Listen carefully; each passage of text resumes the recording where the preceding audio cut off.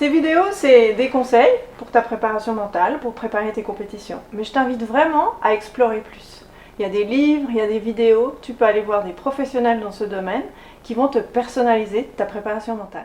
Alors pour cette dernière vidéo, j'ai envie de parler des objectifs. Comment on fixe les objectifs? Pour moi, il y a deux catégories d'objectifs. Tu as les objectifs de résultat et tu as les objectifs d'action. Les objectifs de résultat, c'est des choses qui sont plutôt long terme. C'est ta volonté de dire, à la fin de l'année, j'ai envie d'être au championnat de France, ou je veux être sélectionnée pour une Coupe du Monde, ou je veux oser faire du galop.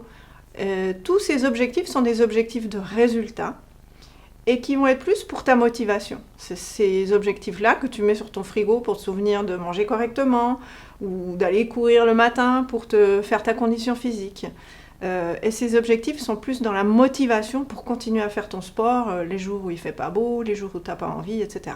Ça t'aide à avoir une certaine discipline. Par contre, plus tu approches de la compétition, et je dirais que les jours avant, tu peux pas avoir ces objectifs de résultat. Parce qu'ils vont te stresser, parce qu'ils dépendent pas que de toi.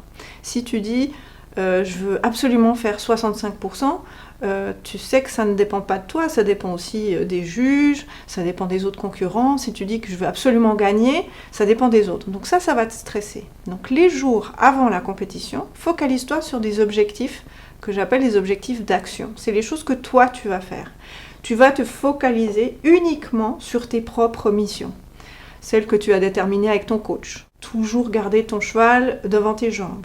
Ou bien soigner les virages, baisser tes mains les 3 foulées avant les spas, etc. Toutes ces petites choses, tu vas te focaliser là-dessus et penser qu'à ça dans ta visualisation, dans ta relaxation, etc. Toujours penser à ces choses-là, parce que ça va rester dans ton contrôle. Donc pense à toujours avoir une notion et une conscience si tu es en objectif de résultat ou si tu es en objectif d'action. Ensuite, la compétition, pour moi, n'est pas forcément quelque chose de toujours très agréable. Et souvent, j'entends les gens qui disent « Ah oui, mais j'aimerais me faire plaisir » ou bien des parents qui disent à leurs enfants « Mais l'important, c'est que tu te fasses plaisir. » Moi, je pense que c'est pas le meilleur moment pour chercher à se faire plaisir. Parce qu'en fait, la compétition, c'est vraiment difficile. Donc moi, je le vois plutôt comme un challenge.